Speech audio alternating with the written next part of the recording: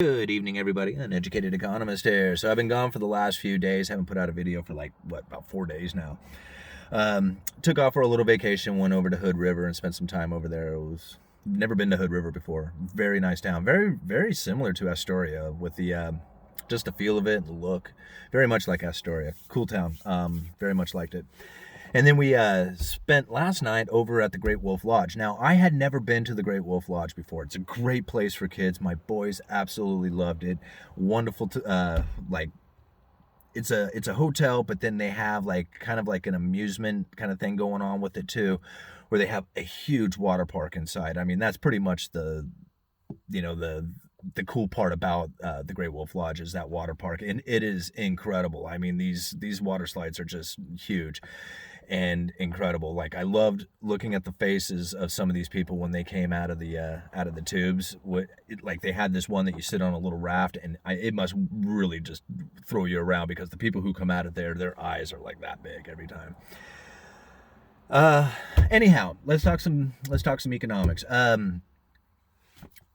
Mnuchin, man, this, I have got quite a few emails, people asking me what I think about this Steve Mnuchin thing. So I'm going to kind of give it to you guys the way I think, all right? And this is what ends up happening when I kind of think about these things, and it's probably a reason why a lot of you guys follow my channel, is that I feel that this is a credible threat. This is another one of these credible threats out there. And now, if you just kind of think about it like this, these days, like, everything around the economy and everything that we do and everything that the Fed says, it's all about confidence. Okay. And so I'm going to kind of give you guys a little bit, like, if you're new to my channel, then this is for you. If you've been watching my channel forever, this is old news, but we're going to get into it. Is that they basically try and manipulate the markets. Instead of using interest rates, they use credible threats. And that they are able to shift the idea of what an investor can put their money towards by putting out credible threats. And now, this came from a Ben Bernanke speech back in 2001, something like that. And he related it down to gold and a guy who invents a gold machine. And this gold machine can produce pretty much as much gold as he wants with very little energy or cost.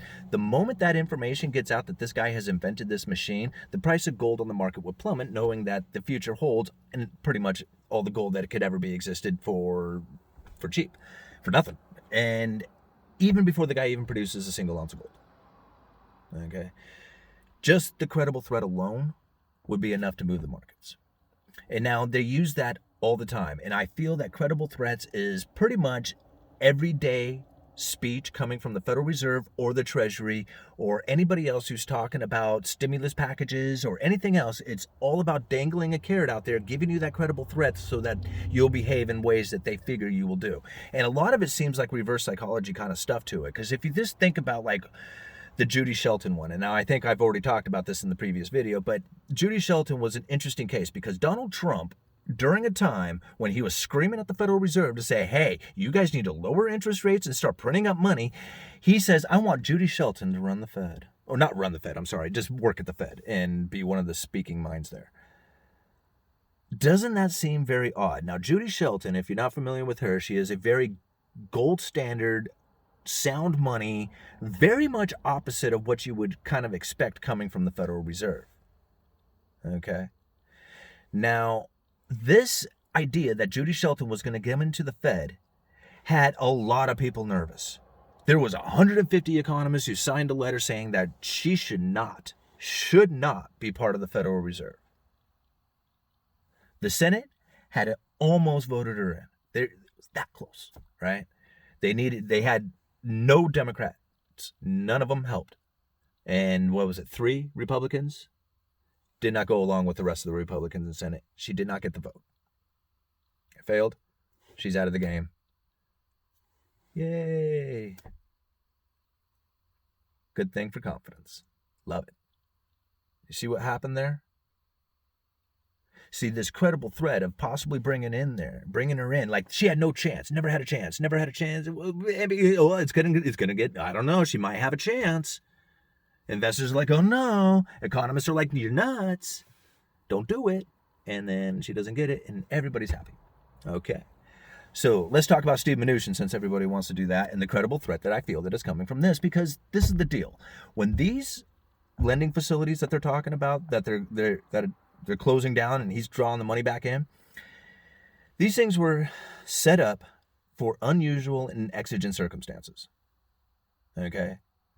The unusual and exigent circumstances still exist. However, the lending facilities were going to expire in September. They made those lending facilities carry on, they extended it out into December. So these things are closing next month anyway. And if somebody was not in mind to think, okay, these lending facilities are coming to an end, as an investor, I mean, if somebody wasn't in mind as an investor thinking, okay, so we're no longer going to have this Federal Reserve backstop unless they extend it. Now, the only way you can extend it, or to even create an argument to keep these things in place, is if you start to threaten to take it away. See, if they say, well, we got to come up with an argument to keep it. We just got to, there is no argument to just keep it. I mean, you guys said they were going to expire. Why you have to come up with all this argument for it?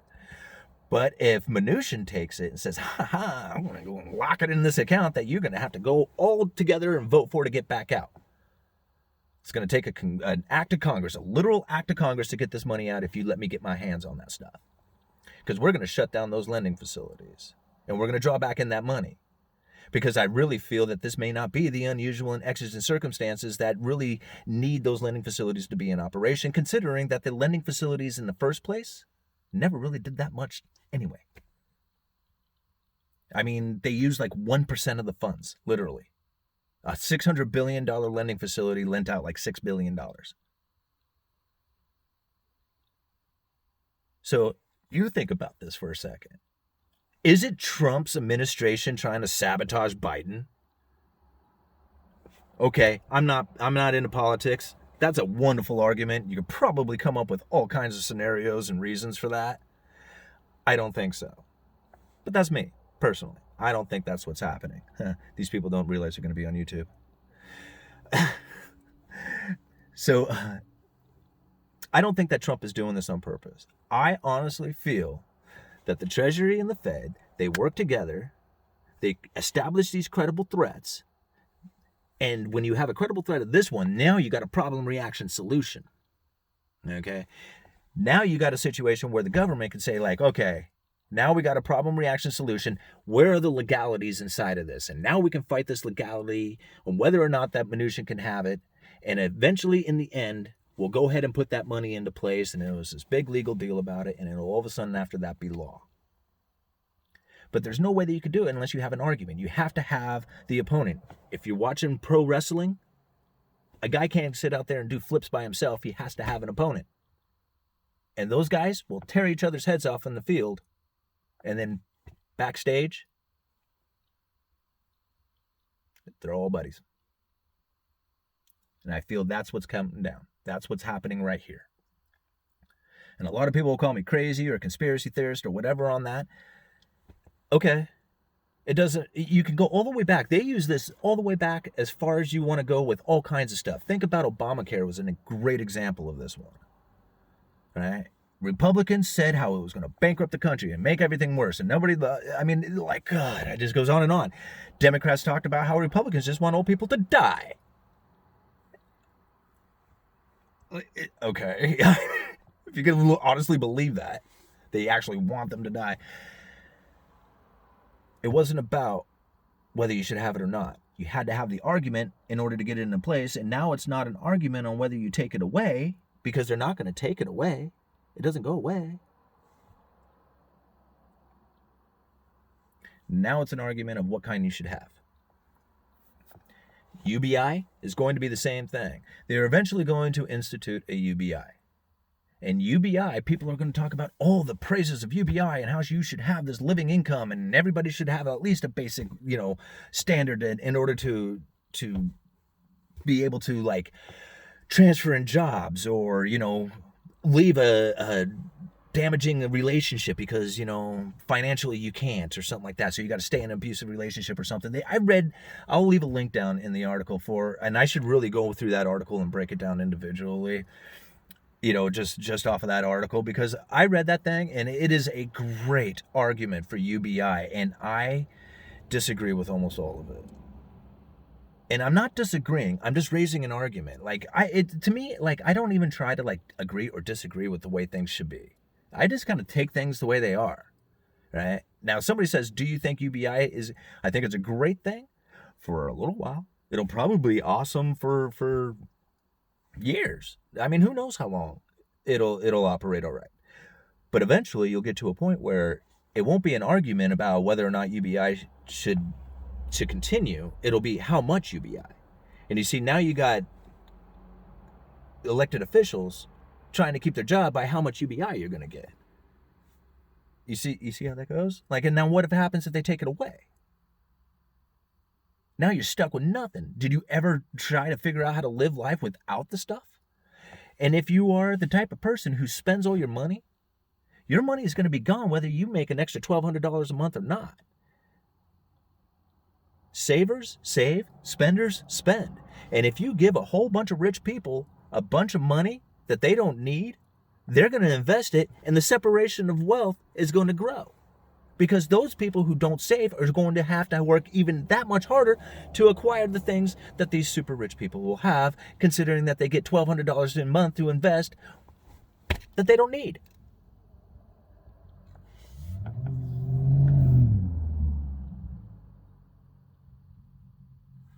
Anyway, some people drive a little too fast around here. I'm a little fired up today, huh? I've been on a long drive, and so I guess it's time to, like, kind of cut loose on some of that tension from sitting in the car for a while. I appreciate you guys hanging out with me for that. I'm not sure what else to talk about here. I think the video's probably gotten long enough. I do want to mention Instagram. I have an Instagram page started up, and I will be posting videos to that.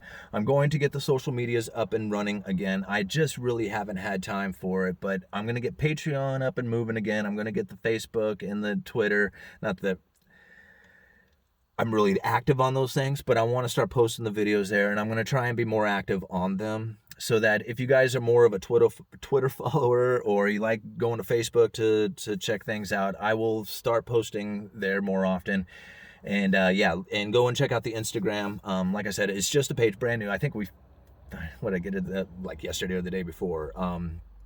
So like I said, I'm going to try and do an introductory video to that right after I do this video. And so go check it out over there. I'd really appreciate it. And Uneducated Economist, you guys let me know.